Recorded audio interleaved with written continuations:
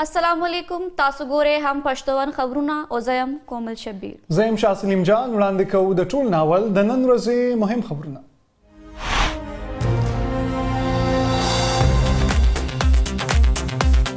د پاکستان تحریک انصاف پخوانی چیئرمین سائفر کیس کې جنرل ریټائرډ قمر جاوید باجوا او د امریکای سفیر درابللو غوښتنه. جنرل باجوا د امریکای د سفیر په وینا هرڅه کړي. جنرل باجوا امریکای سفارتخانه استازي د غوا په توګه رابلل غواړم. د عدالت په پخوانی وزیر اعظم او سابق خارجه وزیر شاه محمود قریشي د دسمبر په 12 نیټه د فرد جرم عائد کولو فیصله. د کیس سماعت د خصوصي عدالت جج ابوالحسن ذوالقرنین کړي.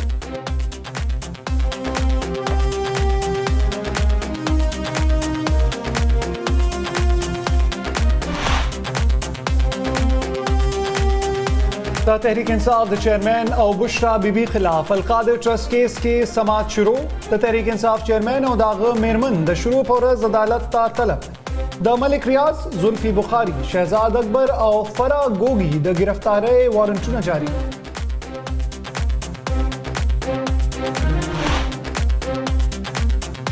د مسلم لیگ قائد سره لاہور کې د مولانا فضل الرحمان ملاقات. د ملک په سیاسي صورتحال، انتخابی مہم چلولو په طریقہ کار اور روانو انتخاباتو کې د سیټ ایڈجسٹمنٹ په مسلو خبرې. د ملک د صدارت د پاره مشترکه امیدوار نامزد کولو باندې هم اتفاق.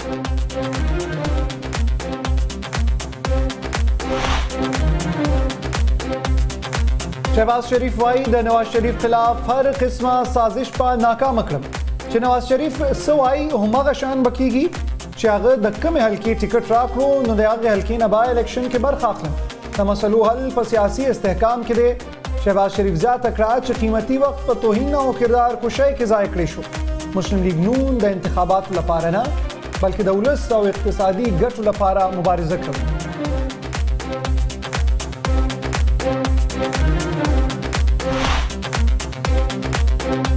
مسلم لیگ نون د انتخاباتو د پاره په مکمل توګه تیار دی. د پارټي قائد نواز شریف به د ټولو صوبو دوره کوي. د داخله پخوانی وزیر رانا ثناء الله وینا وای د مسلم لیگ کارکنانو پرجوش دي او قوم به مسلم لیگ نون ته مینډیټ ورکړي.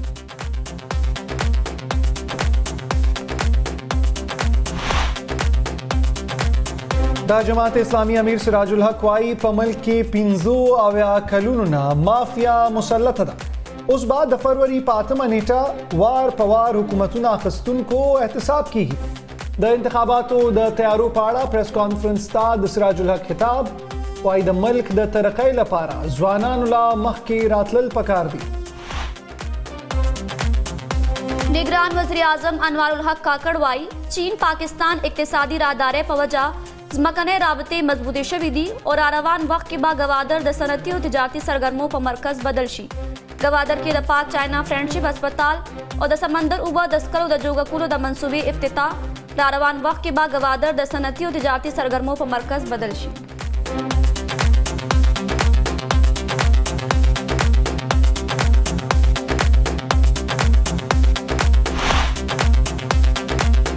د خیبر پختونخوا گورنر د صوبې په ځینو سیمو کې د سیاسي سرګرمۍ مشکلو بللې. وايي ټي ټي پي فعاله ده او په ځینو سیمو کې د امن او امان صورتحال ښه نه دی. دا نشي کېدی چې ووټر ووټ ورکولو ته لاړ شي او ژوند د لاسه ورکړي. د خیبر پختونخوا گورنر د پی ټي آی لخوا د لیول پلینګ فیلډ د نشوالي تورونه مسترد کړل. مطلوب مشرانو ته د جلسو اجازت نه ورکولو هم اندیا.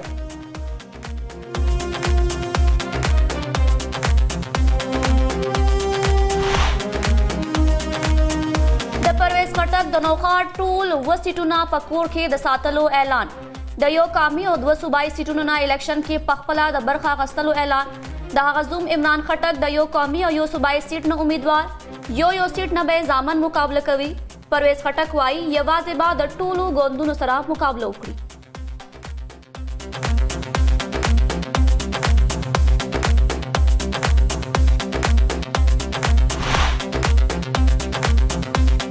په کوز وزیرستان تحصیل برمل انګوراډه کې د 13 ورځو نه دھرنا.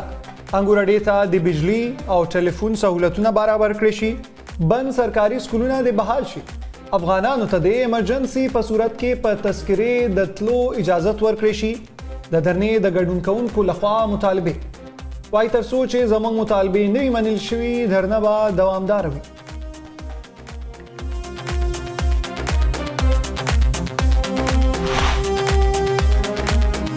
د افغان مهاجرینو د ستونزو په هکله د پاکستان او امریکې سلا مشورې.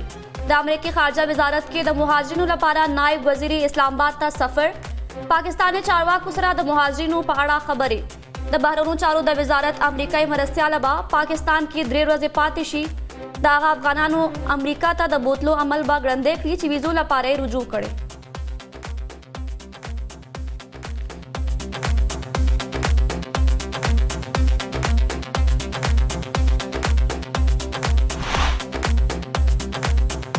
په غزا کې د اوربند وروستو د اسرائیلو یو ځل بیا په فلسطینیانو د ظلمونو انتها. 13 غنټو دوران د اسرائیل په حملو کې 200 نه زیات فلسطینیان شهیدان.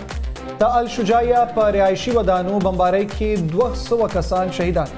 د فلسطین شهیدانو مجموعي شمیره 14,000 ته ورسېده.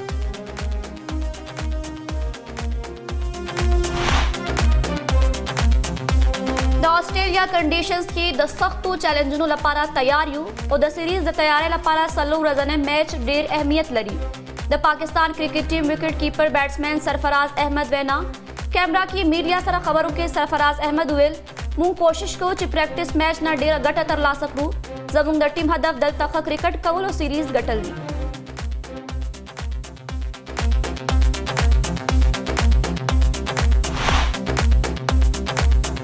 او د دسمبر د 15 نیټې نه په ملک کې د یخنۍ شدت کې د اضافې امکان. د ملک په غریزو سیمو کې به درجه حرارت د نش نه لاندې وي. په میداني سیمو کې به هم په درجه حرارت کې کمی ریکارډ کیږي. د موسمیاتو محکمې وینا وایي نن کم نه کم درجه حرارت د کشمیر سیمې لیک کې -9 ډګري سنټیګریډ ریکارډ.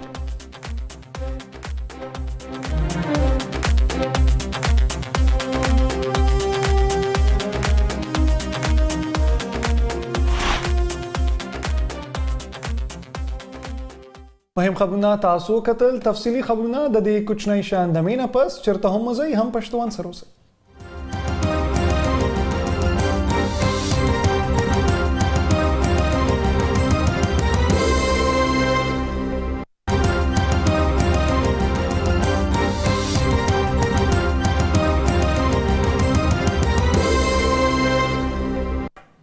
بلیټن کې واری بیا هرکله او شاملو تفصیلی خبرونه. د پاکستان تحریک انصاف پخوانی مشر وایي د فوج مخکینی مشر قمر جاوید باجوا د امریکا د یو چارواکي په وینا د حکومت خلاف کار کړی. پخوانی وزیر اعظم اډیالا جیل کې خبر اعلان ته وویل چې عدالت ته درخواست وکړي جنرال باجوا د هم طلب کړی شي. د پی ټی آی مشر د ګل په ورځ د سرکاري رازونو افشا کولو په کیس کې په جیل کې خصوصي عدالت ته حاضر شوی. په پخوانی وزیر اعظم دا تور دی چې د سیاسي ګټو لپاره په ناقانونه توګه ریاستي رازونه خلکو سره شریک کړي. هغه ویل چې په کیس کې به جنرال باجوا او د امریکې د سفارت چارواکي ګواهان جوړ کړي. پخوانی وزیر اعظم وار په وار ویلي چې امریکا د حکومت غورځولو سازش کړو. امریکې دا تورونه مسترد کړي دي. د پی ټی آی پخوانی چیرمن ویل جنرال باجوا د امریکې د چارواکو ډونلډ لو په وینا د حکومت خلاف کار کړو. عدالت د کیس سماعت تر دسمبر 12 ملتوي کړی دی. جج ویل چې راتلونکي سماعت کې به پخوانی وزیر اعظم رسمي تورونه ولګولی شي.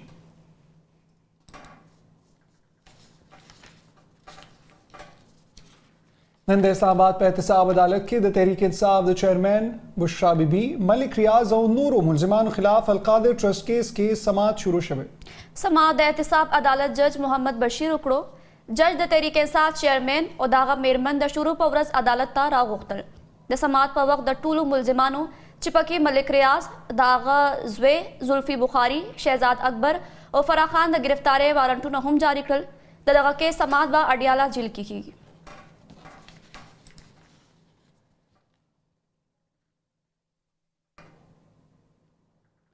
نن لاہور کې د مسلم لیگ قائد سره نواز شریف سره د پی ڈی ایم صدر او د جمعیت علماء اسلام امیر مولانا فضل الرحمان ملاقات کړی دی. ملاقات ماډل ټاون کې د مسلم لیگ په دفتر کې ترسره شو چې پکې د دواړو پارټو مشران هم موجود وو. ملاقات کې د ملک په سیاسي صورتحال، انتخاباتو مهم چلولو په طریقه کار او رازونه انتخاباتو کې د سیټ اډجسټمنټ په مسلو خبرې اترې وکړې شوې. دواړو مشرانو د انتخاباتو نه پس د ملک د صدارت لپاره مشترکه امیدوار نامزد کولو باندې هم اتفاق کړی.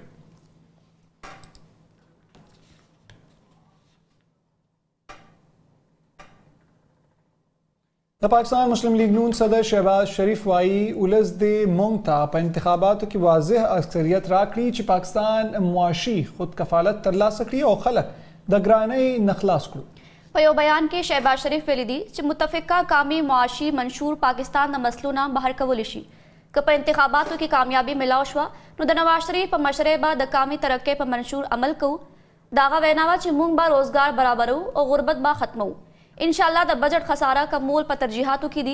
تاریخ گواه دی چې صرف مسلم لیگ نون اولس د ګرانۍ نه خلاصولی شي. شهباز شریف زیاته کړه چې اولس د ګرانۍ نه بچ کولو لپاره انتخاباتو کې برخه اخلو. نواز شریف همیشه د ملک معیشت ښه کړی دی.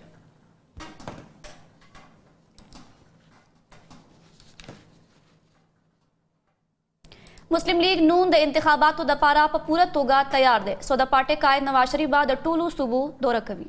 دا خبره د داخله چارو پخوانی وزیر رانا ثناء الله په خپل یو بیان کې کړي. هغه ویل چې د مسلم لیگ کارکنان پرجوش دي. رانا ثناء الله زیاته کړه چې قوم به مسلم لیگ نون لا منډیټ ورکړي او دغه پارټي به ملک د بحرانونو څخه راوباسي. د انتخاباتو لپاره د مسلم لیگ نون د امیدوارانو په باب هغه ویل چې دغه امیدوارانو د ډیر نظم و ضبط مظاهره وکړه. هغوی صرف خپله خبره وکړه، په بل چا متعلق غلطه خبره نه ده کړې. پاکستان مسلم لیگ نون کے پارلیمانی بورڈ نے انڈر دی چیئر آف میاں نواز شریف جو ہے وہ کینڈیڈیٹس کو انٹرویو کیا ہے. انہوں نے بڑے ڈسپلن کا مظاہرہ کیا اور ٹو دی پوائنٹ سب نے اپنی بات کی. کسی نے کسی کے خلاف جو ہے وہ کوئی بات نہیں کی. پاکستان مسلم لیگ نون پوری طرح سے الیکشن کے لیے تیار ہے اور پاکستان مسلم لیگ کے ورکرز، اس کے سپورٹرز، ووٹرز جو ہے وہ پوری طرح سے پرجوش ہیں کہ وہ الیکشن میں حصہ لیں اور پارٹی کو عوامی مینڈیٹ ملے. اور اس کے بعد وہ وعدہ جو 21 اکتوبر کو میاں نواز شریف نے پوری قوم سے کیا ہے کہ ہم انشاءاللہ تعالی قوم نے ہمیں مینڈیٹ دیا جو کہ انشاءاللہ دے گی تو ہم ملک کو اس بحران سے، غریب آدمی کو جس کی زندگی مشکل نہیں ناممکن ہو چکی ہے اور جس طرح سے مہنگائی کی وجہ سے عام آدمی کا برا حال ہے اور اس بحران میں پورا ملک جو ہے وہ مبتلا ہے، تو اس بحران سے انشاءاللہ تعالی پاکستان کو نکالیں گے اور پاکستان دوبارہ 17-18 کی طرح جو ہے وہ ٹریک پہ آئے گا، آگے بڑھے گا اور انشاءاللہ تعالی خوشحالی کی منزل حاصل کرے گا. د مسلم لیگ نون پخوانی مشر او د خزانه پخوانی وزیر مفتاح اسماعیل ویلي چې پیپلز پارټۍ کې د شاملېدو خبرونه رښتیا نه دي. مفتاح اسماعیل د سماجی رابطو ویب سایټ ټویټر یعنی ایکس باندې خپل بیان کې ویلي دي چې داسې خبرونه خپاره شوي چې زه پیپلز پارټۍ کې شاملېږم. په دې خبر کې هیڅ حقیقت نشته. زه فلحال سیاست نه لرې پاتې شوم، لا هیڅ سیاسي جماعت کې نه شاملېږم. تېره ورځ د پیپلز پارټۍ سرچینو دا دعوه کړې وه چې مفتاح اسماعیل سره معاملات هوارېږي. مفتاح اسماعیل به ډېر زر پاکستان پیپلز پارټۍ کې خپل شمولیت وکړي.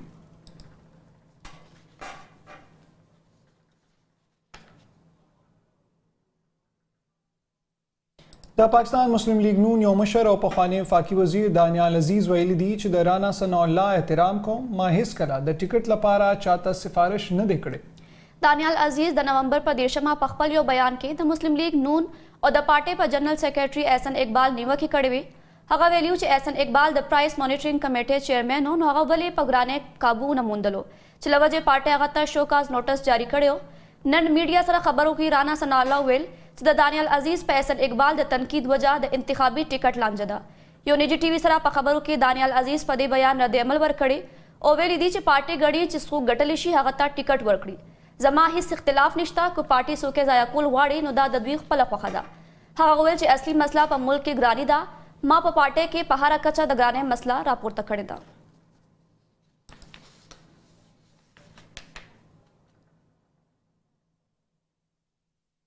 د پاکستان پیپلز پارټۍ سینئر مشر او پخوانی وزیر اعظم یوسف رضا گیلانی ویلي دي دا تاثر ختمېدل پکار دي چې څوک فیورټ دي. انتخابات صفا او شفاف کېدل پکار دي. لودھرا کې میډیا سره خبرو دوران یوسف رضا گیلانی ویل ماته نه لګي چې پاکستان پیپلز پارټي به د چا سره سیټ ایڈجسټمنټ کوي. د پارټۍ موقف دی چې خپل منشور سره به انتخاباتو کې برخه اخلو. یوسف رضا گیلانی دا هم ویل چې پاکستان پیپلز پارټي په شا بوتلو سره هیڅ فرق نه پریوزي. پارټي به هم فرنٹ فوټ نه لوبه کوي.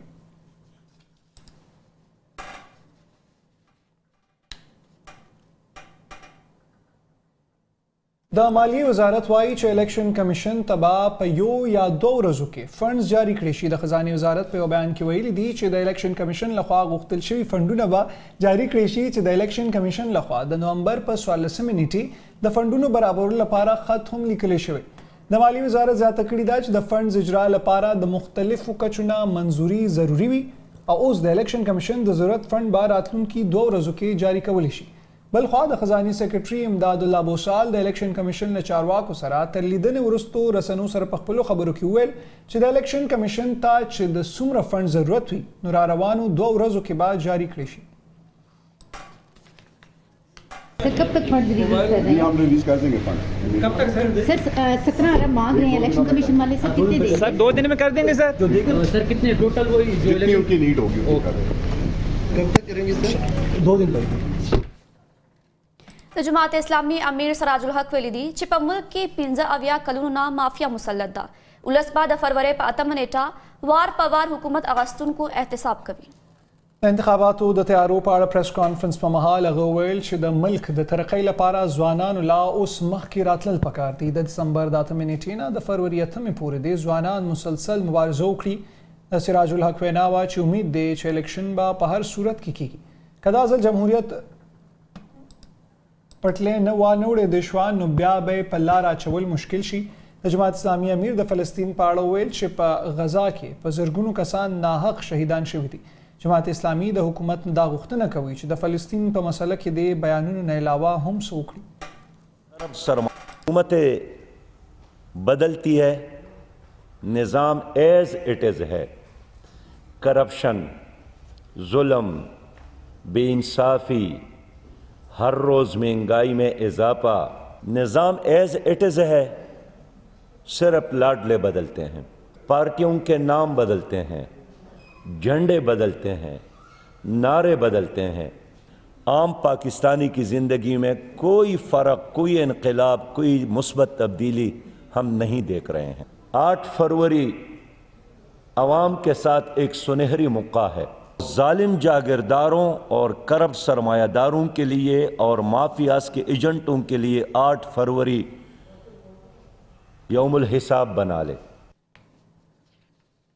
د امریکای خارجه وزارت کې د مهاجرینو لپاره نائب وزیر پاکستانی چارواکو سره د مهاجرینو په اړه خبرې کوي. د بهرنیو چارو وزارت وایي په خبرو کې به د هغو افغانانو امریکې ته د بوتلو عمل ګړندی کړي چې وزیر لپاره رجوع کړې ده. یو بیان وایي د بهرنیو چارو د وزارت امریکایي مرستیاله به پاکستان کې 3 ورځې پاتې شي. د امریکا د دې چارواکي د سفر په اړه مو خپل همکار طاهر خان سره خبرې کړې دي. طاهر صاحب ډېره مننه د وخت راکولو. اول راته د امریکې د وفد د سفر د مقصد په اړه معلومات راکړئ. امریکې د خارجه وزارت لخوا چې کوم یو مختصر بیان جاری شوی دی په هغه کې فقط دومره ویل شوی دی چې کوم خارجه وزارت کې یو نائب د مرستیاله د آبادی لپاره، د مهاجرینو لپاره، د کډوالۍ لپاره ناغه پاکستانی چارواکو سره او بیا دلته چې کوم غیر حکومتي ان جی اوګان دي دغه سره چې کوم د امریکا اتحادیان دي هغه سره د هغه امریکایانو په اړه باندې خبرې کوي چې کوم امریکای ته کوم افغانان او هغه اپلای کړی دا تل غواړي چې الته میشي نو الته پاتې شي او دا هیڅ کوم کیسونه یو تر اوسه پورې پاتې دی او ځان پکې نه دی ویزه وته ورکړي شوی. دا هیڅ کیسونه ګړندی کول په دې کې فقط هم دغه یو خبر شوی دی چې بیا امریکای ته لکه دا وی الته لیګل ته ډېر خلک شکایت کوي چې امریکا سره کار کړی دی یا غیر امریکای لپاره خپل کیسونه چولې دي تر اوسه پورې هغه ته لکه ویزه نه دی ورکړي شوی. او بیا چې کله پاکستان دا فیصله وشو چې دلته نه اول بیا اسناد یا پاکستان چې نه قانون یادي دی او باسل او بیا نور لپاره مغي یو پلان لري چې هغه لاړ شي نو په هغه خلکو باندې یو د بور راغلی کوم چې دلته پاکستان کې موجود دي، په اسلام آباد کې موجود دي او کیسونه چولې چې هغه بهر لاړ شي. نو د امریکای دغه چارواکي چې راځي دا به بنیادی مقصد د خبرو کې. طاهر صاحب ستاسو خیال دی چې امریکایي وفد به پاکستان کې هغه فیصله هم خبرې وکړي چې د افغانانو واپسۍ لپاره یو پروګرام اعلان کړو؟ امکان شته چې په دې کې کوم چې د پاکستان فیصله ده چې اول به اسناد یا چا سره چې پاسپورت ویزه نه وي یا پاکستان غیر قانوني ورته وي هغه یو باسي بیا د پاکستان د ځنې وزیرانو بیانونه راغلي دي چې په دویمه مرحله کې بیا چا سره چې افغان سټیزن کارت وي بیا دریمه مرحله کې هغه چې چا سره پی او آر کارت وي یعنی پروف اف رجسٹریشن کارت چې هغه په بنیاد باندې هغه پاکستان کې جون کولی شي لکه مرحله باندې با خلک دی وباسي نو ممکن ده چې د امریکایانو او د پاکستان په دې مذاکراتو کې چې د امریکای چې کوم یو وخت راځي دا ودلته د دسمبر تر 9 پورې پاتې وي نو په هغه کې دی په دغه موضوع باندې خبرو کې ځکه چې پاکستان کله فیصله کړو نو په هغه باندې د ځنې هوادونو یا د ځنې بین الاقوامي ادارو باغ بیانونه راغلي او مخالفت خوده شي اوس پکې پاکستان نه دا هم یو غوښتنه کیږي چې موسم یخت او باید چې پاکستان هغه کوم فیصله پرې کړی دا هغه لګوزل د وسو وخت په نو باران دا هم یو موضوع وی خو لکه څنګه چې د بهرنیو چارو وزارت د امریکا وایي چې بنیادی په کې د امریکایانو کې سونه وي چې هغه غواړي چې امریکا ته لاړ شي نو باران خبرې مهمه دي او په کته چې کله پاکستان کې خبرې کیږي او بیا څه بیانونه مخې ته راځي او چې نو بیا پته ولګي چې د امریکایانو او د پاکستان ترمنځ خبرو کې څه پرمختګ شوی دی ډیره مننه طاهر صاحب بولټن کې نور خبرونه د لاندې شان د مینه پس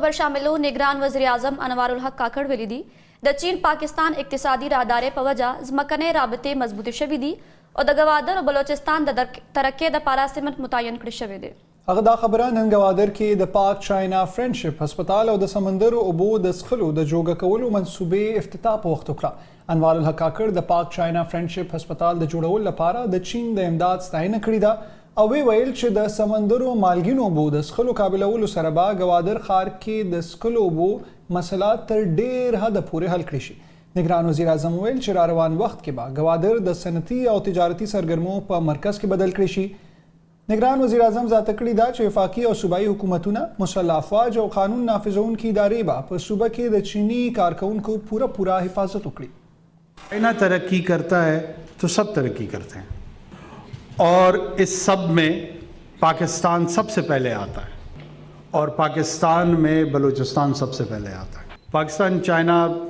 سے کیا سیکھے گا پاکستان نے چائنا کی جو ماڈرنائزیشن کا سفر ہے وہ ایک انتہائی اہمیت کا سفر ہے انسانی تاریخ میں اس ماڈرنائزیشن کی جو سب سے بڑی خوبی ہے وہ پاورٹی لیول سے غربت کی سطح سے لوگوں کو باہر نکالنا یہ کمال انسانی تاریخ میں ان کے علاوہ کسی نے نہیں کیا د خیبر پختونخوا د نگران کابینې غونډه د شروع په ورځ رابلل شوې ده ترلاسه شوي معلومات سره مخ غونډه د دسمبر په 8 سهار په 10:30 بجې رابلل شوې د ملاقات په اجنډا کې د ملکن لیویس فورس په پولیس کې ضم کولو منظوري فیصله هم شامل ده سرچینې وایي چې لیویس فورس په د پولیسو سره ضم کړی شي او ملکن ضلع کې به یو ډي پی او مقرر کړی شي د یادې فیصلې منظوري وروسته به د لیویس ځواک په پولیسو کې ضم کېدو وروسته افسرانو ته سینیورټي ورکول کیږي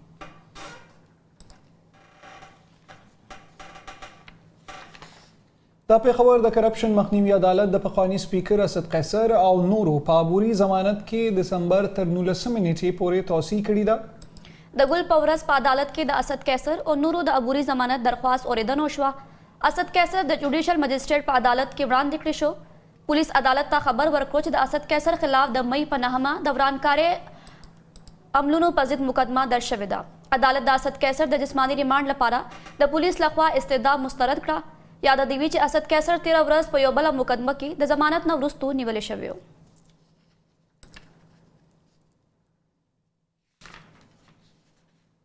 پکوس جنوبي وزیرستان تحصیل برمل انګورډه کې د 13 شپږ ورځې درنه شروع ده د درنه منتظمین وایي چې تر څو پورې زموږ مطالبه نوي منل شوی درنه به جاری وي پانګورډي کې د ګډو قومونو لخوا درنه جاری ده چې په کې د سخت یخنۍ باوجود هم ګڼ شمیر خلکو ګډون کړي دی وایي چې زموږ اتلس مطالبې دي تر څو چې حکومت دغه نه مني درنه به دوامداره وي دی وایي چې انګورډي ته د بجلی او ټلیفون سهولتونه برابر کړي شي بند سرکاري سکولونه د یو ځل بیا بحال کړي شي افغانانو ته د ایمرجنسي په صورت کې په تذکرې اجازت ورکړي شي دی وایي چې حکومت تیر کال زموږ سره دغه 13 مطالبې منلې وې خو تر اوسه یوه هم نه ده پوره شوې. دی پاک افغان بارډر انګورډا گیټ بند کړی دی او د پولیو ضد مهم کې برخه اخیستو نه هم د بایکاټ اعلان کړی.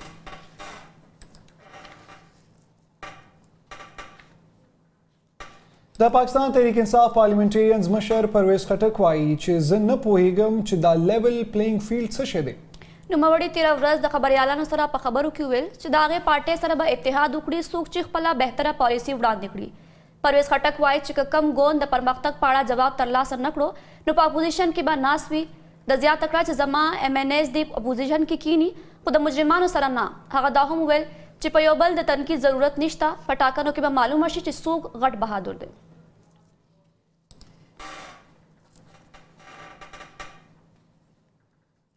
ډاکټر فوزیا د خپل خور ډاکټر عافیه صدیقی سره چې د امریکې په جیل کې قید ده ملاقات کړې ده. عافیه صدیقی سره ملاقات وروسته په یو ویډیو پیغام کې ډاکټر فوزیا صدیقی وایي چې ورته په جیل کې د عافیه صدیقی حالت د وړاندې نه زیات خراب محسوس شوی دی. ډاکټر فوزیا صدیقی په خپل ویډیو کې ویلي دي چې د ملاقات نه پس هغه ډیره خفه ده. یو ځل بیا مې عافیه صدیقی په همدې حالت کې پریښودې ده. د فوزیا صدیقی وکیل ویلي دواړو خویندو ته دا اجازه نه و چې یو بل لاس ورکړي.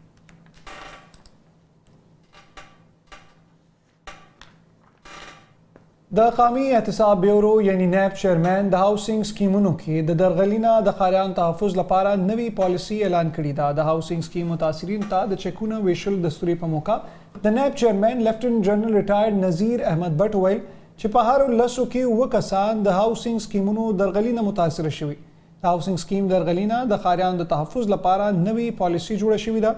ټولې راکړې ورکړې به اوس بانکي چینل له لارې وي. د نغدو پیسو لین دین اجازت په هیڅ څوک نه لري. د ویل دې نه وړاندې د هاوسینګ سکیمونو کې د بلډر او خریدارو ترمنځ دوه اړخیزه معامله وه. نوې پالیسۍ کې به ټول سټیک هولډرز شامل وي او اوس به بلډر او خریدار ترمنځ هر معامله 3 طرفه وي.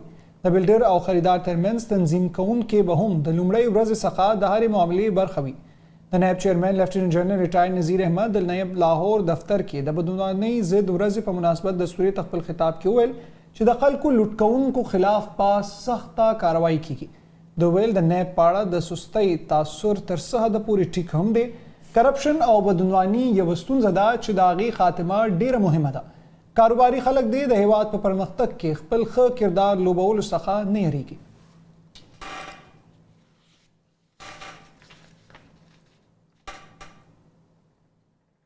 په خیبر پښتونخوا کې د انفلوئنزا وایرس له کنټروله وتی دی. په 6 میاشتو کې له 1 لک څخه ډیر کیسونه راپورته شوي. د صحت وزارت د ریپورت له مخې د مئی څخه تر نومبر میاشتې پورې په دغه صوبه کې د انفلوئنزا 1,03,000 پیښې ریپورټ شوي دي. د دې وایرس د ټولو نه زیاتې 22,000 پیښې د صوبایي مرکز پېښور څخه رامخته شوي. مانسیری کې 14,000 کیسونه ریپورټ شوي دي. په 6 میاشتو کې په سوابې کې 14,000، سوات کې 15,000، هنګو کې 8,000 او مردان کې 10,000 کسان په انفلوئنزا اخته شوي دي. طبي پوهان وایي د وچې هوا له امله د انفلوئنزا وایرس خپور شوی دی. ښاریان باید احتیاطي تدابیر ونیسي، لاسونه بیا ووینځي او د سینیټایزر څخه کار واخلي. ناروغۍ په صورت کې په ګڼه ګوڼه کې د تګ راتګ څخه ډډه وکړي.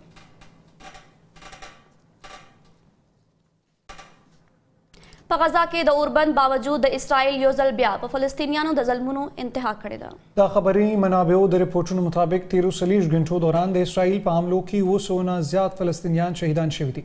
د الشجاعیه په رهایشي ودانو بمبارۍ کې 200 کسان شهیدان شول. تازه خبرونه دا وایي چې د فلسطین د شهیدانو مجموعي شمیره 14,000 ته رسیدلی.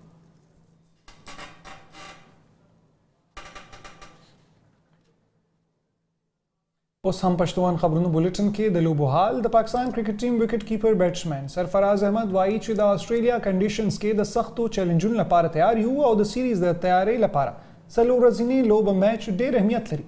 کینبرا کې میډیا سره خبرو کې سرفراز احمد ویل چې موږ کوشش کوو چې پریکټس میچ نه ډېره ګټه ترلاسه کړو. زموږ د ټیم هدف دلته ښه کرکټ کول او سیریز ګټل دي. هغه زیاته کړه چې شان مسعود لومبي ځل کپتاني کوي.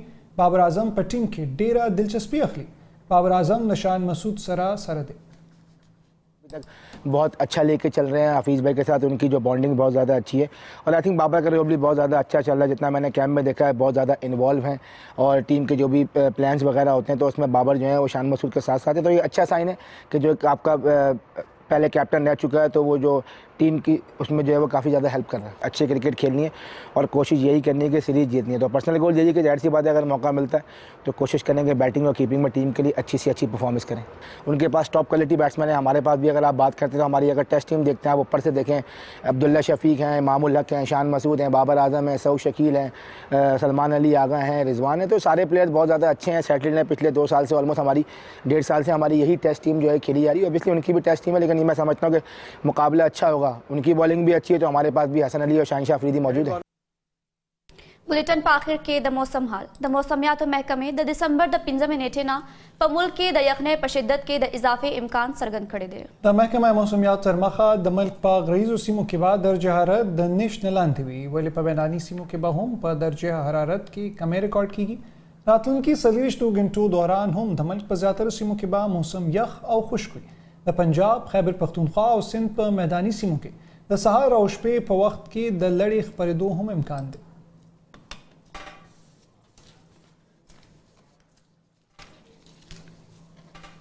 मौसम हाल सरा दा बुलेटिन पाए तरसी नूर खबरून अपडेट्स लपारा जमुंग सोशल मीडिया पानी कतल में रवे दलू यल्ला पामा।